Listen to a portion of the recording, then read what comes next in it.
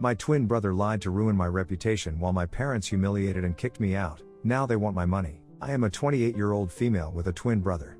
Growing up, my twin brother and I experienced very different treatment from our parents. My parents genuinely seemed convinced for some reason that my brother was destined for greatness, while I was the so-called black sheep, just because I was more interested in playing sports or making new friends than studying. They constantly compared us, which was demoralizing and bruised my self-esteem from a young age. As a child, I had to watch my brother have extravagant parties on our birthday with his friends while I was treated like an afterthought. He often had sleepovers with his friends, while I was never even allowed to bring my friends back to our place.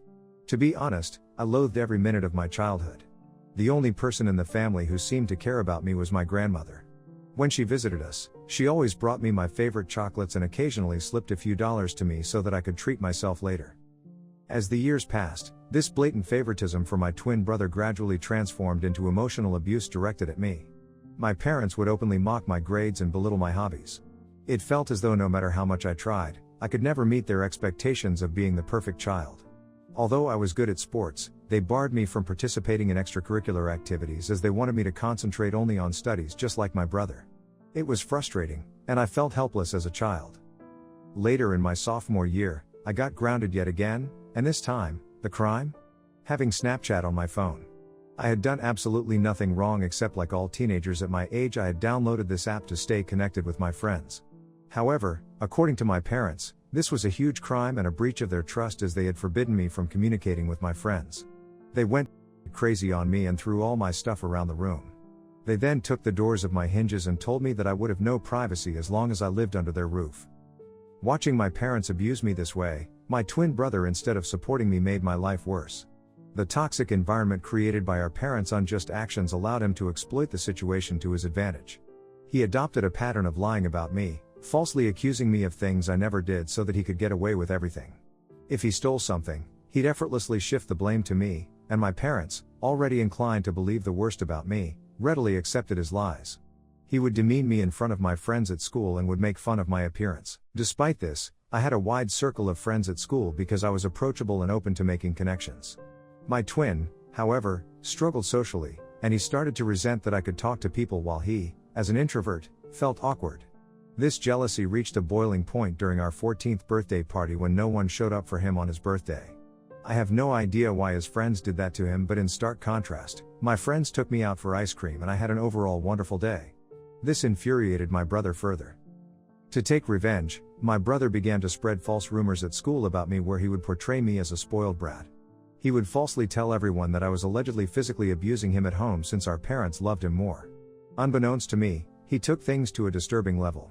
To fabricate evidence, he would punch himself, purposefully inflicting injuries like a black eye or bruised shoulder.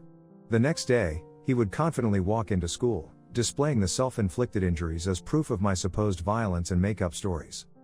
Whenever our parents questioned him about the injuries, he would lie saying that it was due to innocent activities like playing football with his friends. The lies and his alleged black eyes started to gain traction, and people began to believe his distorted version of events. It wasn't long before whispers started circulating, and even my friends began to look at me with suspicion. At first, I noticed subtle changes. Friends who once chatted with me in the hallways suddenly became distant. Invitations to group hangouts became fewer and farther between. It was like a switch had been flipped, and people were hesitant to associate with the supposedly spoiled girl accused of violence. One day, I mustered the courage to ask my ex-best friend why things had changed between us. She opened up about how my twin brother had been spreading rumors about me. She revealed the detailed lies he had told everyone, accusing me of things I had never done. I was shocked to hear her words. The feeling was a mix of disbelief and betrayal, as if the ground beneath me had given way. My brother, someone I grew up with, was spreading lies about me, accusing me of things I would never even dream of doing. It was a betrayal that cut deep, leaving me with a knot in my stomach and a heavy heart. I confronted my brother the day after our school, but he chose to ignore me. I begged him to stop lying about me, but he smirked at me and told me that I deserved to rot alone. I was at a loss for words because his lies and behavior were starting to scare me. I wanted to talk to my parents, but I was afraid that they would believe my brother over me. The isolation stung, especially because I had always been open to making friends. It felt like my brother's jealousy-fueled lies were tearing down the connections I had built over the years. Teachers, too, began to catch wind of the rumors. It was a surreal experience, as if I were living in a parallel reality where my true self was overshadowed by the malicious story spun by my own twin. The lies had grown beyond mere teenage gossip, they were now shaping how people truly perceived me. The nasty rumor quickly reached my principal's ears, and then my worst nightmare came true. The principal immediately called me and my brother into his room as well as our parents so we could discuss these alleged rumors. I sat there, heart pounding, as the principal demanded the truth. I hoped my brother would finally come clean, but instead, he doubled down on the lies. He straight up told the principal that, yeah, the rumors were true, and painted me as this bully who went around beating him up when our parents weren't around. I couldn't believe it. Shock washed over me as my brother continued spinning this twisted story about how I was angry at him for getting more love from our parents. It was all a bunch of lies, but he stuck to his story like glue. My mom began to cry hearing my brother's story, holding on to my brother like he was some kind of hero. My dad tried to comfort my brother, telling him that it was brave for him to speak up and that he was not going to make sure that nothing would ever happen to him after that day. I tried to defend myself, pleading with the principal that it was all made up. I felt like I was drowning in a sea of accusations, desperately trying to swim to the surface. But my brother kept at it, insisting that I was this angry, violent person taking out my frustrations on him every day. My mom's tears kept coming as she held onto my brother, giving me accusing looks. It was like fighting against a wall of belief in my brother's made-up story. My principal reprimanded me strongly, saying the school didn't tolerate bullying and these were grounds to suspend me. I pleaded with him not to suspend me, but he shook his head, saying he couldn't just let it slide. I begged him, tears streaming down my face, trying to tell him that I didn't do anything to my brother. The principal firmly told me that I would be suspended for 10 days so that others see this as an example to never bully anyone. It hit me hard, and I started crying even more, practically begging him to reconsider. My parents, angry and embarrassed by the whole situation, dragged me out of the principal's office. I didn't want to leave. I wanted to plead my case, and make them understand, but they were having none of it. We left the school, my heart heavy with frustration and humiliation. When we got home, things took a drastic turn. My dad started packing up my stuff out of the blue. I was shocked, confused, and had no idea what was happening. My mom asked him what he was doing, but he just shouted that he couldn't let me live in the same house as my brother anymore. I was crying, practically on my knees, and pleaded with my brother to tell them the truth, but he stayed cold, unmoved by my emotions. My dad continued packing my things and then threw the suitcase into our foyer. I clung to my dad's legs, still begging him not to throw me out. It was like a nightmare unfolding. He told me that a bully like me didn't deserve to live in his house and that he would ask his mother, my grandmother, to come and pick me up if she wanted to do that. It felt like the world had crumbled beneath me. I stood there in shock, surrounded by my belongings scattered in the foyer, kicked out of my own home. Eventually, my grandmother did show up. She gathered all my things and helped me place them in the car. Helping me into the passenger seat, she made sure I had my seatbelt on before walking towards my parents' front door. She rang the doorbell, and when my dad opened the door, she started to yell at him for treating me this way. With stern determination, she warned him that if he ever approached me or tried to contact me again, she wouldn't hesitate to involve the police or the CPS, since what he had done to a child like me could potentially wind up with him in jail. My mother, attempting to deflect blame, told her that it was my fault. However, my grandmother wasn't having any of it. She stood her ground, defending me, emphasizing that I was just a child who didn't deserve to be treated in such a heartless manner.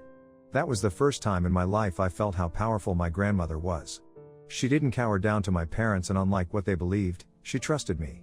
Eventually, we drove away, leaving behind my home, the only place I had ever grown up in. I can't even begin to put into words how indescribable the pain I felt during that time. I remember just crying on the bed and not eating anything despite how much my grandmother urged me to. I told her what my brother had done, and she was shocked as well. She assured me that she believed my side of the story, and I was happy that I at least had one person who had my back.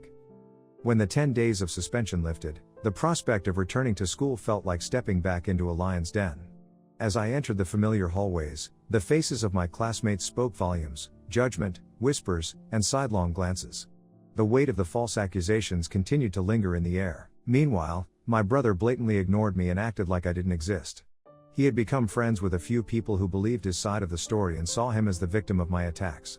No matter how much I tried to tell my side of the story to anyone, it fell on deaf ears. I was an outcast, branded with an unjust label that clung to me like a shadow.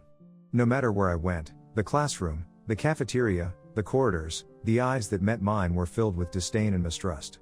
I became a loner. I would keep my head down and attend all my classes, have lunch alone in the cafeteria, and would straight go back home. I had no friends and it felt like everyone pretty much didn't want me there. Throughout all this, my parents never once called to check up on me. My grandmother would constantly remind me that this was not my fault and that life would eventually be okay. I graduated high school with good grades and was looking forward to college where hopefully I would have a better life. It was only when I went away to college that I first experienced what freedom felt like for the first time. No one was watching over my shoulders, no one was comparing my grades, and no one was trying to compete with me. I met people and formed friendships with like-minded individuals. Despite the emotional and physical scars I had sustained over the years due to my family and peers, I concentrated on putting it all behind me and enjoying this college experience as much as I could. During this time, I discovered my knack for content writing. I had always been someone who wanted to be a writer, but I wasn't sure if it would be sustainable for a long time, hence I decided to ditch my dream. But to earn some side money, I decided to start writing as a freelancer. I signed up on various freelancing sites which helped me secure jobs from prominent clients. This is how I slowly started building a portfolio of my work. Throughout college, I maintained this side hustle and never asked for a penny from my parents. When I graduated from college, instead of getting a corporate job, I realized that I could pursue content writing as a full-time job. I was doing quite well because of the multiple clients and the long-term professional relationships I had with them, which allowed them to rope me in multiple projects of theirs. Having a legitimate freelancing career not only made me financially independent, but also allowed me to travel the world as a digital nomad. Traveling helped heal me from my past, even though it was definitely not easy. I saved up as much as I could and took a chance on myself. Over the years, I have seen so much of the world, and yet I have so much of it left to see. The only person who I considered my family throughout all this was my grandmother, and I absolutely adored her. She was very sad when I moved out, but she understood that I needed to be independent on my own. Despite my hectic schedule, I would make it a point to be there for her whenever I could. I would visit her on the weekends, often sharing meals together or simply sitting on the porch, engrossed in conversations that ranged from childhood tales to more recent happenings. On weekends, I would dedicate entire afternoons to helping her with household chores or accompanying her to the local park for a leisurely walk. Recently, I got done with one of the most important projects of my career. I can't mention the brand, but I was extremely lucky to write blogs and product descriptions for them. After the project was done, I requested the team I worked with to leave me positive reviews on my websites, which they were more than happy to do so. I then took screenshots of some of their reviews to post on my Instagram, as I knew working with this brand was a huge deal.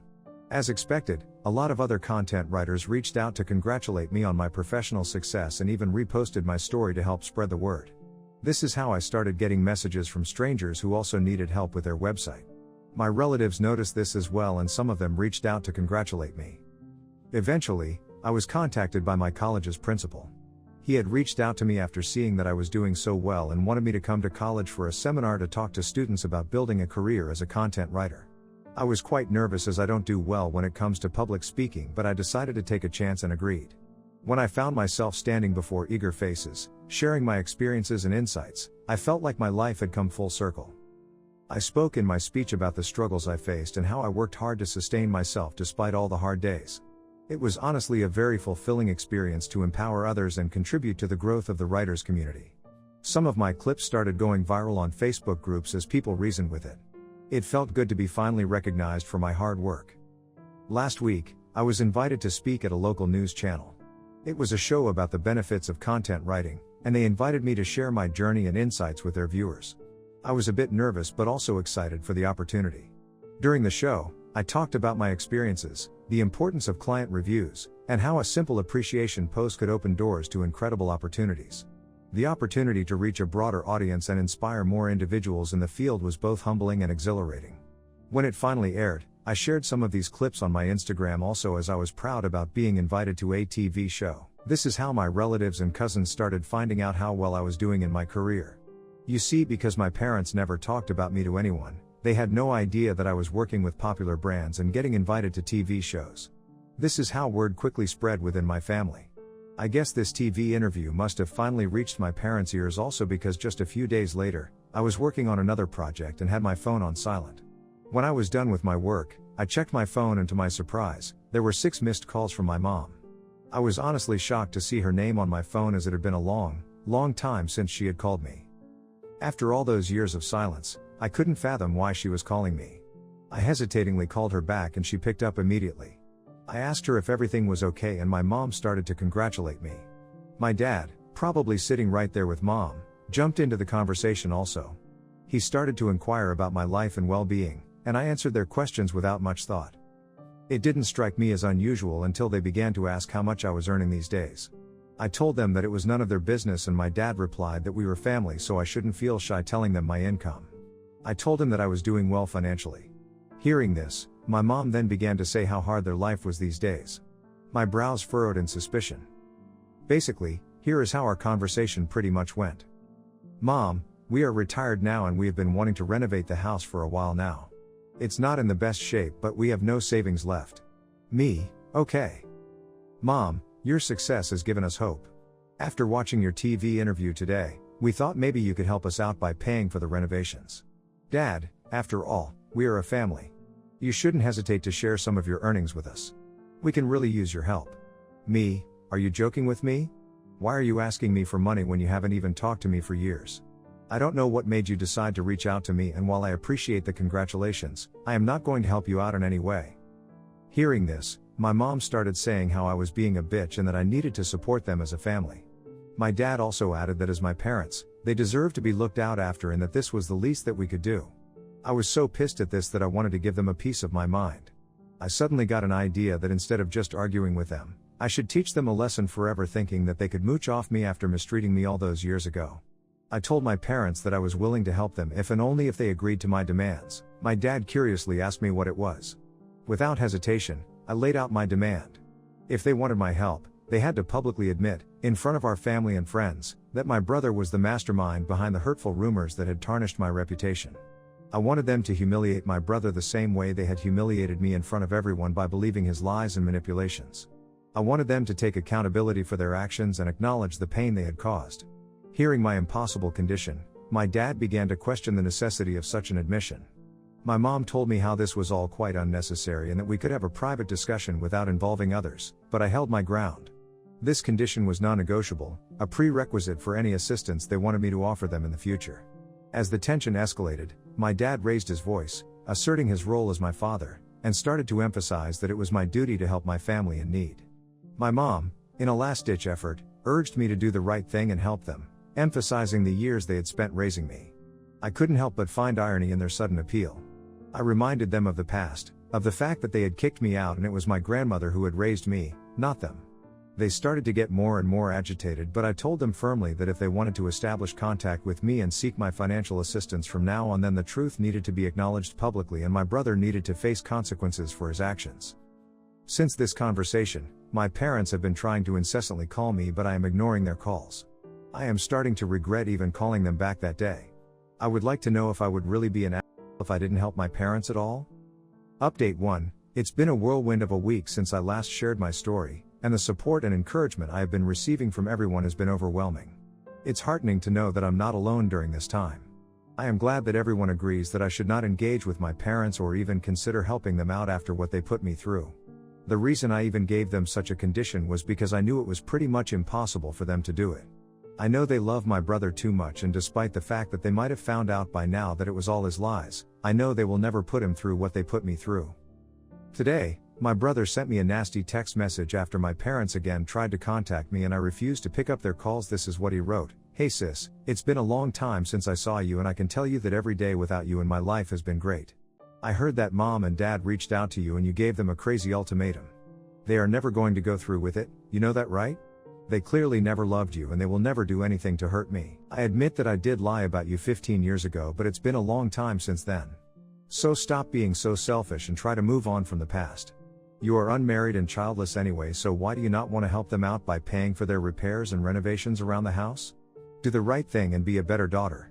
Seeing the message felt like a stab to my chest. The audacity to dismiss the struggles I had faced and the conditions I had set spoke volumes about his lack of empathy. The attempt to guilt trip me by emphasizing my unmarried and childless status added another layer of insensitivity. His insinuation that I should prioritize their needs over my own well-being was not only offensive but also highlighted how little he thought of me. Fueled by frustration and a strong desire for justice, I decided it was time to take matters into my own hands and reveal the truth that had been hidden for too long. I sat down to write an email to my parents and close relatives, sharing the painful details of my childhood and the unfair treatment I had endured while growing up at my family house. In the email, I described the strict and oppressive environment I had under my parents' roof and how they treated me compared to my twin brother. The email also delved into the malicious and completely untrue rumor my brother had spread about me in school, which had led to severe consequences and affected my reputation. I wrote how my parents had kicked me out to the curb, and had it not been my grandmother, I might have been dead in the streets by now. Towards the end, I asked everyone to read a message my brother had sent me. I attached a screenshot where he admitted to lying about me. It was a clear confession that I hoped would expose the lies that had persisted for too long. I sent the email just an hour ago, and I know that all hell will break loose once my parents and my brother read it. I will update you next regarding how my family reacts to my email. Update 2. It's been a month since my last update, and a lot of things have happened this month. As you can imagine, my family did erupt after receiving the email. My parents have received criticism from relatives, who were previously unaware of the extent of the favoritism and emotional abuse. A lot of the family members reached out to me telling me that they had no idea about all this and apologized to me for not being there for me. My brother and my parents sent me a barrage of text messages that were starting to get more abusive and violent, so I decided to reach out to a lawyer who sent them a notice of cease and desist. It basically warned them to not contact me further, and if they did, they would have to face dire legal consequences. I guess this must have scared them straight, because they stopped contacting me. My grandmother thinks I have done the right thing by letting everyone know what happened and supports me 100%. She is the only person who matters to me, so I am glad she has my back. Update 3. It's been 2 months since my last update. I am happy to report that everything in my life is going well for now. Professionally, my content writing business has been flourishing. The invitations to speak at seminars and podcasts continue to roll in, solidifying my position as a respected figure in my line of work. I am as close to my grandmother as ever. I took a 1-week break from my work recently so I could spend some quality time with her. She is into gardening these days and educated me a lot about various flowers and herbs in her garden. The moments I spent with her, whether sharing meals, engaging in heartfelt conversations, or simply enjoying each other's company, are my favorite and cherished memories.